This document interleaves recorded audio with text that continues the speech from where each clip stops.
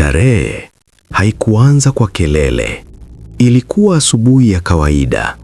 Baridi ya Mbeya ilishuka taratibu juu ya paa za mji.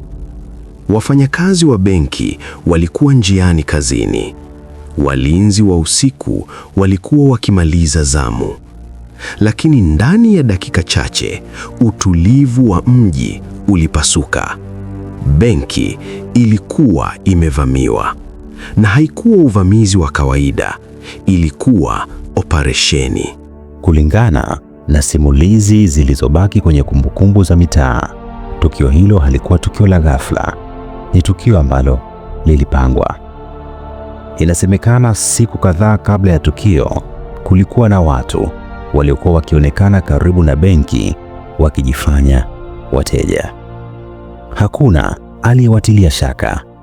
Wakati huo, benki nyingi hazikuwa na kamera za usalama za kisasa. Hakukuwa na skana za kidijitali.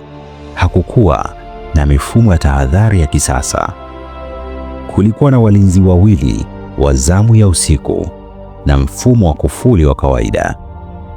Kwa mtu mwenye mpango wa kina, hayo yalikuwa ni madhaifu makubwa sana katika ulinzi wa benki. Inasemekana uvamizi ulifanyika kabla ya benki kufunguliwa rasmi. Walinzi walizidiwa nguvu. Hakukuwa na milio mingi ya risasi. Hakukuwa na kelele zilizochochea taharuki mapema. Ilifanyika haraka tu, na ghafla benki ilivamiwa. Ni muda uliohesabiwa kwa sekunde. Baadhi ya vyanzo vya simulizi vinadai operesheni haikuchukua zaidi ya dakika 15 hadi 20. Ni dakika 20 tu hadi operesheni ya kupora benki inakamilika, na kiasi kikubwa cha fedha kilikuwa kimepotea ndani ya benki. Habari zilipofika kituo cha polisi, tayari ilikuwa wamechelewa. Magari yaliondoka, doria ilianzishwa, barabara zilianza kufungwa, lakini hakuna aliyekamatwa. Na hapa ndipo jambo la kushangaza lilionekana. Hakukuwa na gari lililoachwa, hakukuwa na silaha zilizoanguka, hakukuwa na ushahidi rahisi wa kuwatafuta.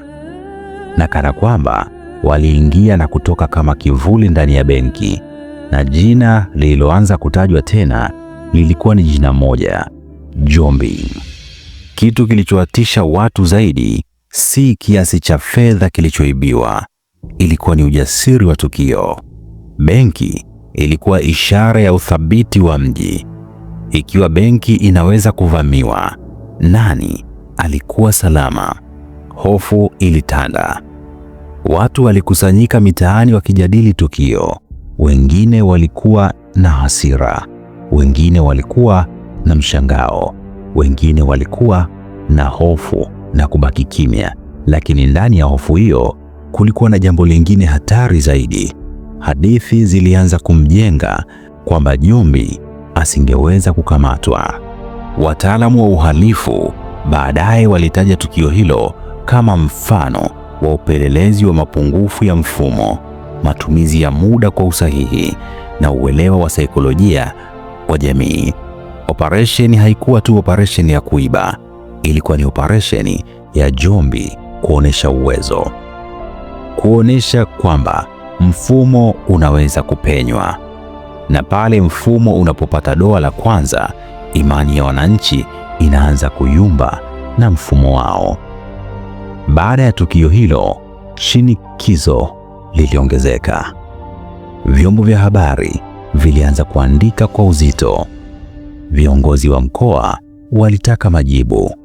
Operesheni maalumu ilitangazwa. Doria za pamoja zilianza. Uchunguzi wa ndani ulifanyika.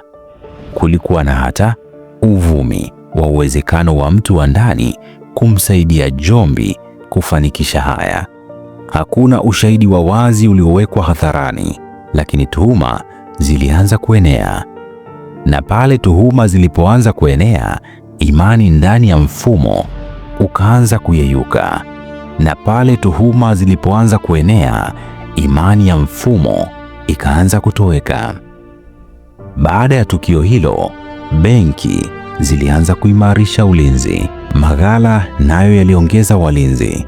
Wafanyabiashara walibadilisha ratiba za usafirishaji, lakini hofu haikuondoka. Kwa sababu kama operesheni moja ilifanikiwa, je, nyingine ilikuwa inakuja? Ndilo swali ambalo watu wengi walikuwa wakijiuliza. Swali kubwa lilikuwa, je, hili lilikuwa tukio la bahati au kulikuwa na mtandao mpana nyuma yake? Kadiri siku zilivyopita, polisi waligundua jambo moja. Hii haikuwa kazi ya mtu mmoja pekee. Kulikuwa na msululu wa watu wengi. Kulikuwa na mgawanyo wa majukumu, kulikuwa na uongozi, na jina la Jombi lilianza kuhusishwa kama kichwa cha mtandao huo. Tukio la benki lilikuwa mwanzo wa sura mpya. Sasa Jombi hakuwa tena mwizi wa ghala, alikuwa ni tishio la kitaifa. Lakini kadiri umaarufu wake ulivyozidi kuongezeka, ndivyo hatari kwake ilivyozidi kuongezeka, kwa sababu kadri anavyovuruga mfumo, ndivyo mfumo unajipanga kumvuruga pia. Katika episodi ya 3 tutaingia ndani ya mtandao wake. Genge lilikuwa na muundo gani? Alipataje vijana waliomfuata? Na ni nini kilichowafanya waamini wanaweza kushinda mfumo? Nini kilichowafanya waamini wanaweza kuwasumbua polisi na wakawashinda? Hii ni simulizi ya Jombi, kivuli cha mlima wa Mbeya, na hadithi inaanza kuwa nzito zaidi. Karibu sana, mimi naitwa Jimmy Godfrey.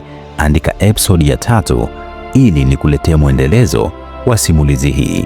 Nakupenda sana. Hii ni Bongo Star Media.